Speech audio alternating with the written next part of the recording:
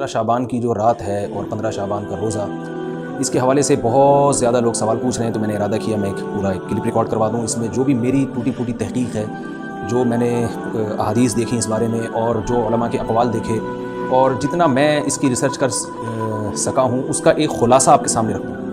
اگر میں وہ تمام احادیث آپ کو پڑھ کے سناؤں، پھر ایک ایک کی سند پڑھوں، پھر ایک ایک کی سند پہ بحث کروں، تو وہ بات بہت ہو جائے گی لمبی اور کلپ بہت طویل ہو جائے گا۔ تو ایک خلاصے کے طور پر پوری جو ایک تحقیق ہے وہ میں آپ کے سامنے رکھنا چاہتا ہوں۔ تو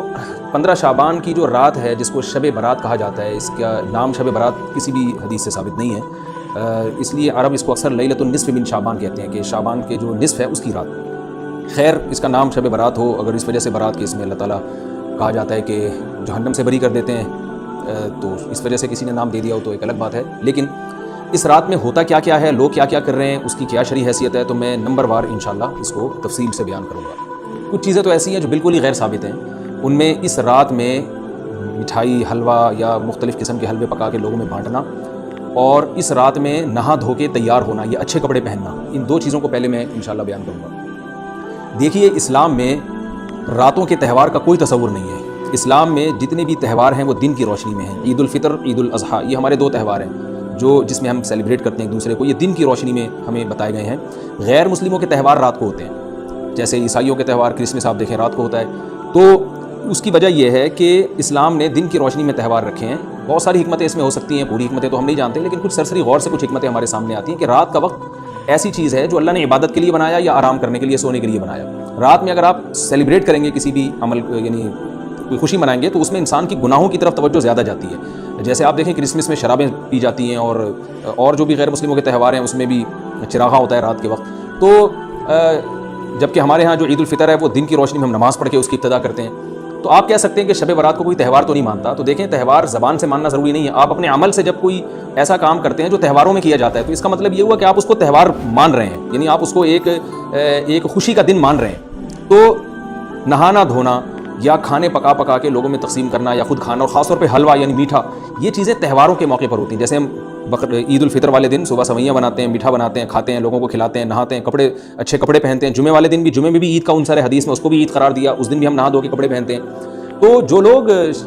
15 شعبان کی رات کو نہاتے دھوتے ہیں، اسپیشلی اس رات کو کہ بھئی آج کوئی تہوار ہے یا آج کوئی خوشی کا دن ہے، اور مٹھائیاں کھاتے ہیں یا حلوے پکاتے ہیں، تو وہ زبان سے اس کو تہوار نہ بھی کہیں، اپنے عمل سے یہ بتاتے ہیں کہ تہوار ہے، جبکہ یہ تہوار نہیں ہے۔ اسلام میں کوئی اس کی ایک ضعیف روایت بھی نہیں ہے کہ آپ صلی اللہ علیہ وسلم نے، میرے علم میں نہیں ہے کم از کم، ہو سکتا ہے کوئی موضوع من گھڑت روایت موجود ہو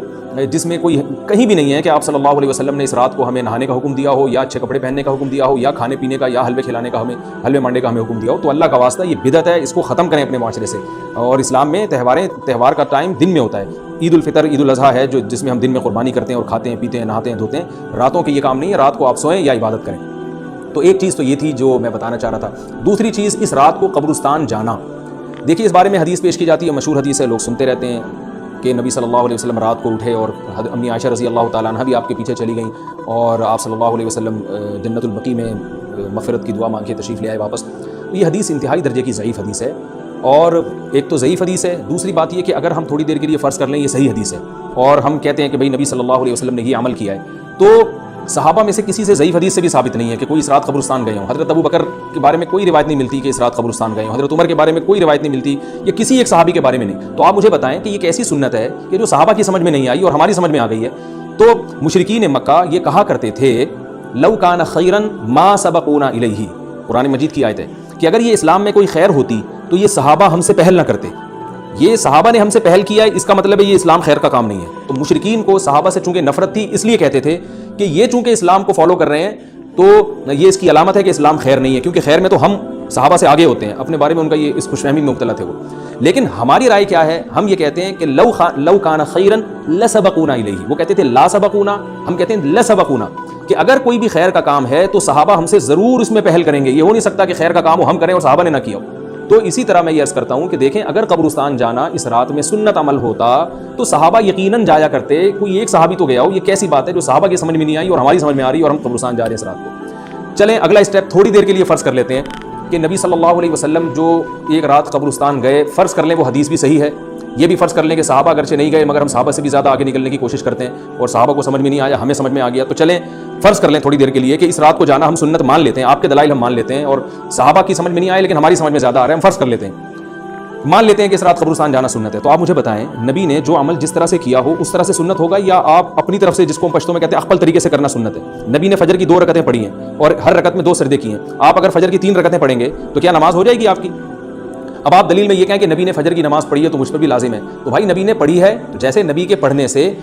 آپ پر پڑھنا لازم ہو گیا تو جس طرح سے پڑھی ہے اسی طرح پڑھنا لازم ہوگا، اخپل طریقے سے پڑھنا لازم نہیں ہوگا۔ تو اسی طرح یاد رکھیں، فرض کر لیں کہ نبی قبرستان گئے ہیں اور یہ قبرستان جانا سنت ہے، تو نبی کس طرح گئے ہیں اور کتنی دفعہ گئے ہیں؟ نبی رات کو چپکے سے اٹھ کے گئے ہیں، کوئی کسی کو آپ نے جمع نہیں کیا، کسی کو بتایا تک نہیں، جو اس حدیث سے پتہ چل رہا ہے ہمیں، اگرچہ یہ ضعیف حدیث ہے لیکن فرض کر لیں یہ صحیح ہے، تو کہیں پتہ بھی نہیں چل رہا، چپکے سے قبرستان گئے اور چپکے سے واپس آئے اور پوری زندگی میں ایک دفعہ گئے، جبکہ ہمارے ہاں ہر سال قبرستان میں لوگ جا رہے ہیں، جب بھی شب برات آتی ہے لوگ قبرستان جاتے ہیں، ہر سال نبی ایک دفعہ گئے اور آپ ہر سال جا رہے ہیں۔ نمبر 2، جاتے جتھوں کی شکل میں، نبی تو چپکے سے گئے ہیں، تو آپ رات کو 2-2:30 بجے ذرا چپکے سے اٹھیں اور تنہائی میں جب قبرستان میں وحشت ہو اور اندھیرا ہو اور وہاں قبرستان جائیں، اتنا دم ہے آپ میں، ہم کہیں گے بھائی آپ نے نبی کی سنت کو زندہ کیا ہے، لیکن آپ تو جتھوں کی شکل میں جا رہے ہیں، نہا دھو کے جا رہے ہیں، خوشبو لگا کے جا رہے ہیں، تیار ہو کے جا رہے ہیں، اور جو کچھ وہاں خرافات ہو رہی ہیں قبرستان میں وہ تو ساری دنیا کو معلوم ہے، میلے ٹھیلے لگے ہوئے وہاں پہ، گولے گنڈے بک رہے ہیں، برگر بک رہے ہیں، گول گپے بک رہے ہیں وہاں پہ، اور پھول الگ بک رہے ہیں، ہار پھول قبروں پہ چڑھانے کے لیے، کیا بدماشی ہے یہ، کیا منہ دکھائیں گے رسول اللہ صلی اللہ علیہ وسلم کو قیامت کے دن آپ کے سامنے؟ کیا وہ حدیث نہیں ہے کہ نبی صلی اللہ علیہ وسلم نے فرمایا کہ روایت میں آتا ہے کہ کچھ لوگ قرب میدان حشر میں آئیں گے تو ان کے چہرے ایسے ہوں گے جیسے میری امت کے چہرے ہوتے ہیں، میری امت کی شکل ہوتی ہے، حدیث کا مفہوم میں بیان کر رہا ہوں، تو جب وہ حوض کوثر کا پانی پینے کے لیے میرے پاس آئیں گے تو فرشتے ان کو بھگائیں گے، سحقن سحقن، تو آپ صلی اللہ علیہ وسلم پوچھیں گے یہ تو میری امت ہے، آپ تو فرشتے کیا کہیں گے کہ یہ آپ کی وہ امت ہے جنہوں نے آپ کے دنیا سے جانے کے بعد دین میں ایسی چیزیں ایجاد کر لی تھی جن کا آپ نے حکم نہیں دیا، تو آپ کیا فرمائیں گے؟ سحقن سحقن، دور کرو ان سے، تو ایسا نہ ہو کہ ہم قیامت کے دن رسول اللہ صلی اللہ علیہ وسلم کی شفاعت سے محروم ہو جائیں۔ تو اللہ کا واسطہ قبرستان مت جائیں اس رات، گھر میں بیٹھیں آرام سے، یہیں بیٹھ کے میت کے لیے مغفرت کی دعا کریں، اور اگر آپ سمجھتے نہیں یہ حدیث بالکل صحیح ہے اور جانا لازمی ہے تو پھر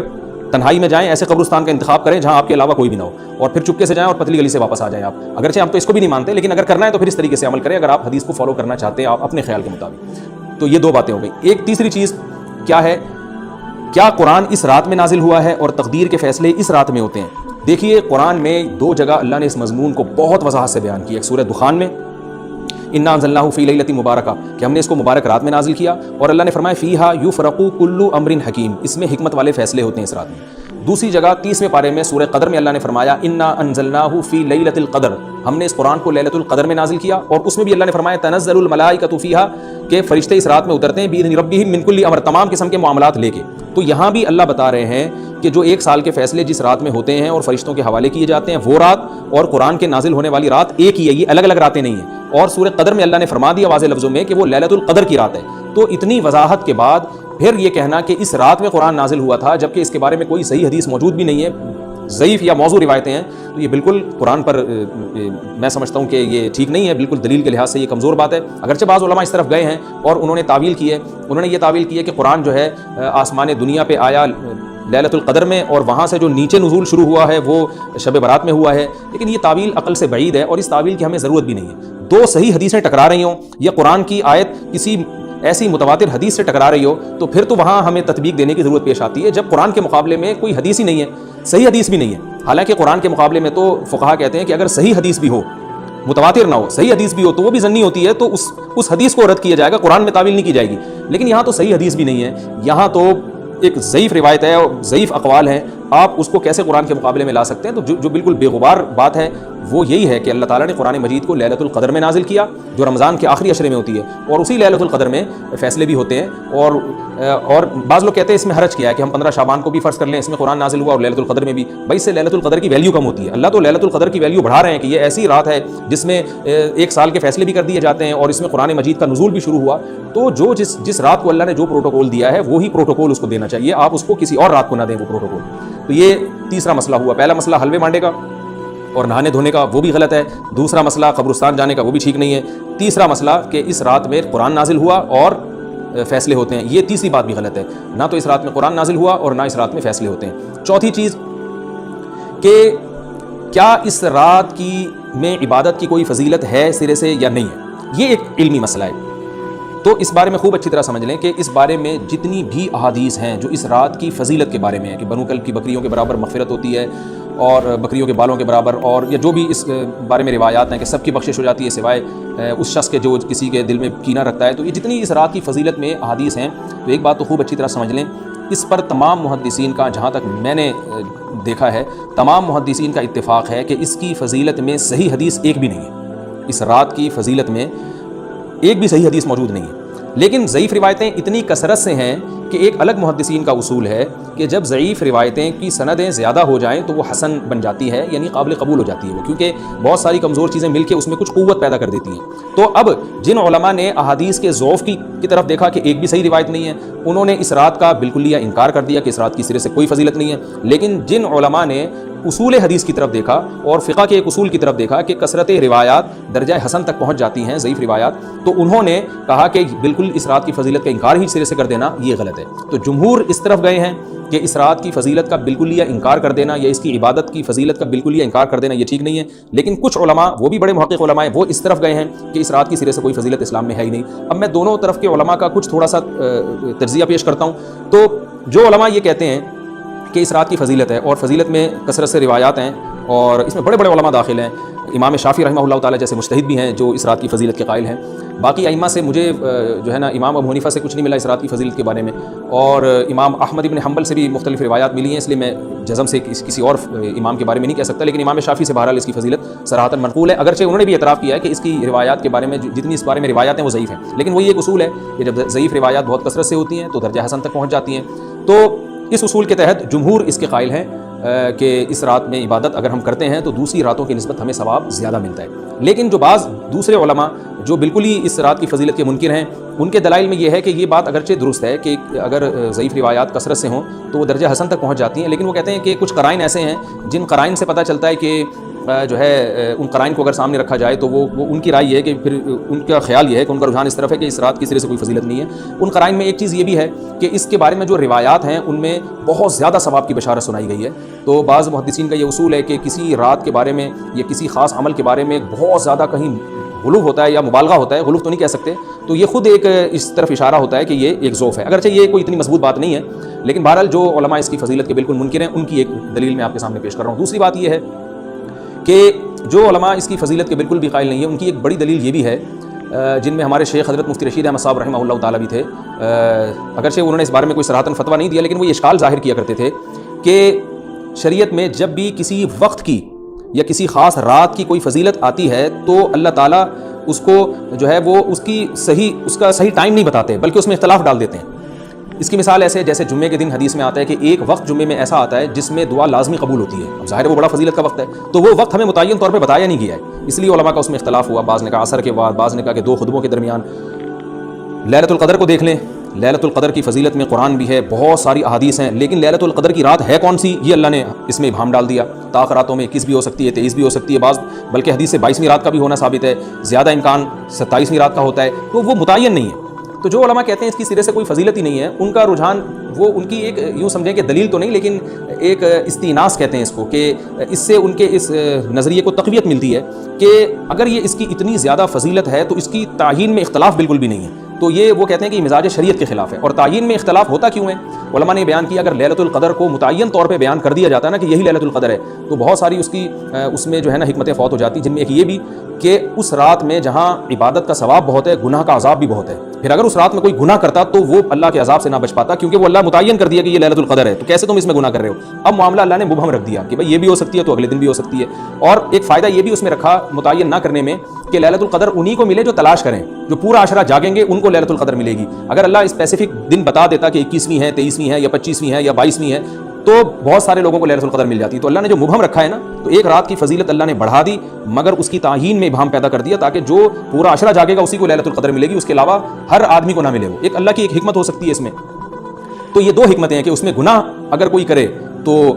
اس پر عذاب نہ آ جائے، کیونکہ اگر متعین کر دیا جائے گا تو پھر گناہ کیسے تم کر رہے ہو اس رات میں، تو اللہ نے اس میں بھی ابہام پیدا کر دیا۔ جو گناہ کرنے والا ہے اگرچہ وہ بڑا گناہ گار ہے اس رات میں، چاہے وہ رمضان کا آخری عشرے میں کسی رات میں بھی گناہ کرتا ہے، لیکن کم از کم اتنا عذر تو ہے کہ اس کو کیا پتا تھا کہ یہ آج لیلۃ القدر ہوگی۔ تو جو 15 شعبان کی رات ہے اس کی بہت زیادہ فضیلت ہے، تو پھر یہ رات کو متعین کیوں کر دیا گیا؟ یہ ان علماء کی دلیل میں بیان کر رہا ہوں جو اس کی فضیلت کے بالکل بھی قائل نہیں ہیں، لیکن بہرحال حقیقت یہ ہے کہ جمہور علماء اس کی فضیلت کے قائل ہیں، کیونکہ یہ جو میں نے دلائل دیے، وہ علماء جو اس کی فضیلت کے سرے سے منکر ہیں، ان کے یہ دلائل کو ہم دلیل نہیں کہیں گے بلکہ استیناس کہیں گے، کہ استیناس کہتے ہیں کہ ایک چیز استدلال نہیں ہے بلکہ ان اپنے نظریے کی تقویت کے طور پر ایک چیز کو پیش کر دینا جس سے یہ لگتا ہو کہ واقعی یہ صحیح کہہ رہے ہیں، اس کو استیناس کہتے ہیں، میں جو آسان لفظوں میں سمجھانے کی کوشش کر رہا ہوں، اور ایک استدلال کہتے ہیں کہ ایک ریسرچ کو، ایک پوری تحقیق کو۔ تو جمہور کا مذہب ایک اصول پر مبنی ہے کہ بھائی اتنی ساری روایات ہیں اور ضعیف ہیں، ان میں ٹھیک ہے کچھ موضوع بھی ہیں لیکن بہت ساری ایسی ہیں جو موضوع بھی نہیں ہیں، تو ضعیف روایات ہیں، جب اتنی کثرت سے ہیں اور اس میں ہے بھی عبادت کا تذکرہ تو عبادت کرنے میں کوئی حرج بھی نہیں ہے، تو لہٰذا انہوں نے اس کو جو ہے نا اس کو دلیل بنایا ہے، اور اصول کے لحاظ سے یہ بات درست ہے، تو اس اصول کو اگر کوئی فالو کرنا چاہے تو اس رات کی عبادت اس کے لیے بالکل ٹھیک ہے، اور اللہ کی رحمت سے امید ہے کہ اس میں اس کو ثواب زیادہ ملے گا۔ تو جمہور ایک طرف ہیں اور بعض علماء دوسری طرف ہیں، تو یہ میں نے صرف اس لیے بیان کر دیا کہ اس رات کی فضیلت میں اتفاق نہیں ہے بلکہ مختلف فی ہے، مجتہد فی ہے، اختلاف رائے اس میں ہو سکتا ہے۔ تو اگر کوئی عالم اس رات کی فضیلت کا بالکلیہ انکار کرے اور ان علماء کا بھی احترام کرے جو اس رات کی فضیلت کے قائل ہیں، تو پھر اس عالم پر رد کرنے کا حق نہیں ہے۔ دوبارہ میں اپنی بات کو ریپیٹ کرتا ہوں، اگر کوئی عالم یہ کہے کہ اس رات کی سرے سے کوئی فضیلت نہیں ہے تو اس عالم پر طعن و تشنیع جائز نہیں ہے، کیونکہ ان کے بھی کچھ نہ کچھ استدلالات ہیں۔ ہاں، اگر کوئی عالم اس رات کی فضیلت کا انکار کر کے جمہور کے مذہب کو بالکل غلط قرار دیں اور اس عمل کو یہاں اس رات کی عبادت کو بالکل بدعت قرار دیں، اور جو اس رات میں عبادت کر رہے ہیں یا اس کی فضیلت کے قائل ہیں ان کو بدعتی قرار دیں، تو یہ غلو ہو جائے گا، یہ زیادتی ہو جائے گی جو کہ بالکل غلط ہے، کیونکہ جب دونوں طرف دلائل ہیں تو اعتدال والی رائے اختیار کرنی چاہیے، اور کسی ایک طرف بہت زیادہ جھکاؤ یا کسی ایک کو 100% غلط قرار دے دینا، بدعتی قرار دے دینا، یہ درست نہیں ہے۔ تو ہماری قوم میں ایک مزاج ہے کہ بس اپنی رائے کو مسلط کرتے ہیں اور دوسرے کی رائے کو مانتے ہی نہیں۔ تو عوام کے لیے کیا ہے؟ لوگ کہتے ہیں مفتی صاحب کنفیوز کر دیا آپ نے، تو لٹکا کے چھوڑ دیا ہمیں۔ کوئی میں کنفیوز نہیں کر رہا، عوام جمہور کے مذہب کو فالو کرے گی، جمہور میں بڑے بڑے علماء ہیں، وہ اس کی فضیلت کے قائل ہیں اور وہ اس کے قائل ہیں کہ اس رات میں عبادت کرنی چاہیے، تو آپ جمہور کے مذہب کو فالو کر سکتے ہیں۔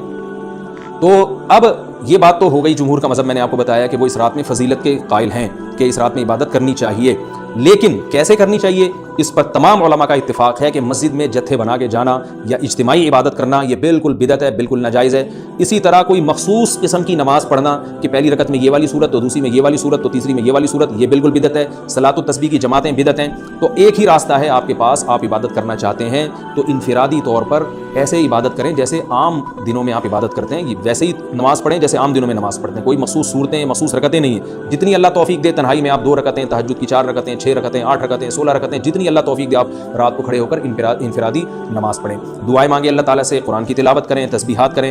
جتھے نہ بنائیں مسجد میں، چراغاں نہ کریں، بتیاں نہ لگائیں، قبرستانوں پہ رش نہ کریں، یہ سب ناجائز اور سب حرام ہے، گناہ ہے، اس کا اسلام میں کوئی تصور نہیں۔ کرنا ہے تو صرف ایک کام آپ کر سکتے ہیں کہ صرف عبادت کریں، اور اللہ کی رحمت سے امید کی جا سکتی ہے کہ اللہ تعالیٰ اس رات میں آپ کو عبادت کا دوسری راتوں کی نسبت ثواب عطا فرمائے گا، کیونکہ آپ اگر جمہور علماء کو فالو کر رہے ہیں تو ہمیں یعنی جن کے پاس علم نہیں ہے تو ان کو علماء ہی کو فالو کرنے کا اللہ نے حکم دیا ہے، تو آپ جمہور علماء کی رائے پر عمل کرتے ہوئے اگر عبادت کرنا چاہیں تو اللہ کی رحمت سے امید ہے کہ انشاءاللہ آپ کو ثواب ملے گا، لیکن عبادت کا کوئی مخصوص طریقہ ہرگز نہیں ہے۔ پمفلیٹ بٹ رہے ہوتے ہیں کہ یہ والی صورت پڑھنے سے یہ ہو جائے گا تو یہ والی صورت پڑھنے سے یہ ہو جائے گا، یہ بالکل غلط ہے۔ تو انفرادی عبادت ہوگی اور ایسے ہی عبادت کا طریقہ ہوگا جیسے پورے سال ہوتا ہے، نماز اسی طرح پڑھی جائے گی جیسے پورے سال پڑھی جاتی ہے، دعائیں مانگی جائیں گی، اپنے طور پر اجتماعی سطح پہ کوئی عمل نہ کیا جائے۔ اللہ تعالیٰ سے دعا ہے کہ اللہ تعالیٰ ہمیں سمجھنے کی